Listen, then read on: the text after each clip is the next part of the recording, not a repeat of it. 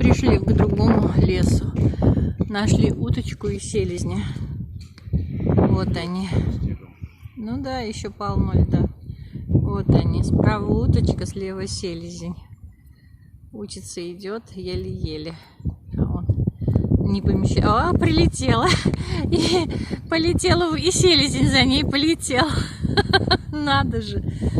Вот такой у нас лес.